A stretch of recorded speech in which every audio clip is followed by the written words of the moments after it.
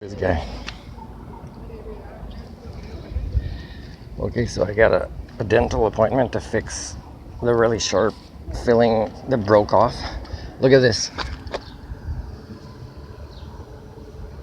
That's how much mileage I'm putting on my motorhome.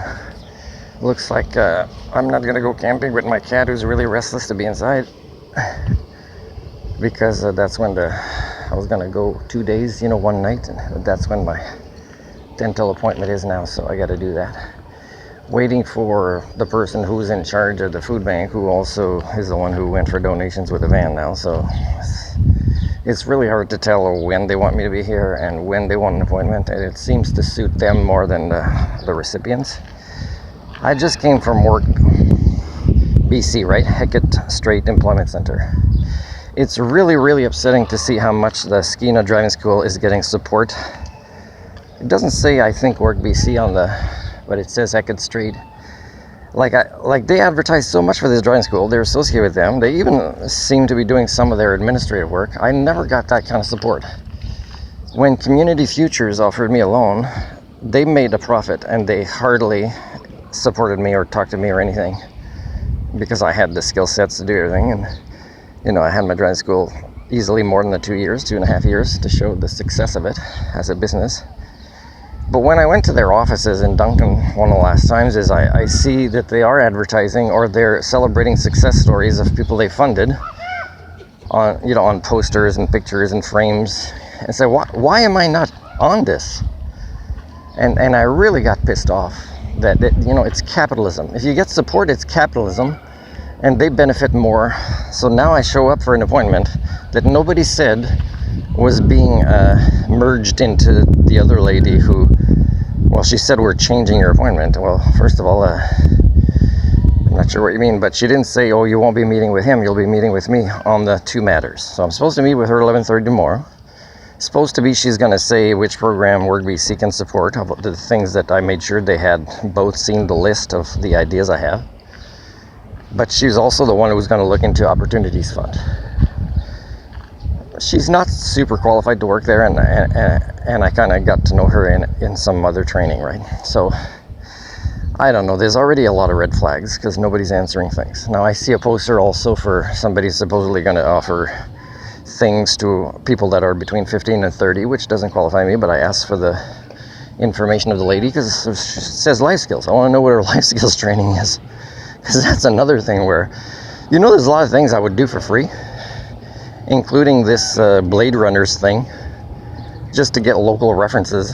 But no, it's all like supporting each other in their jobs. People with WorkBC, that's the complaints I had in the past, is it really feels like they're supporting each other in their jobs.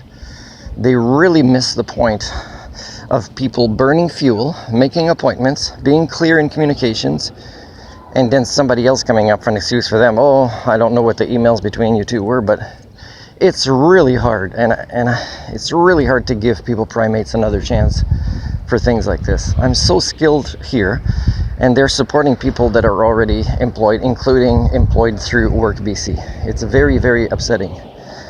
So I see this program of change makers where I say, oh, we need to work together here, me and the other adults and the board that never wants to meet me, that doesn't like me from far away from behind closed doors, and say, Martin's willing to do volunteer, but she doesn't want to do that because it means they have to look at their failures as the adults giving these youth programs.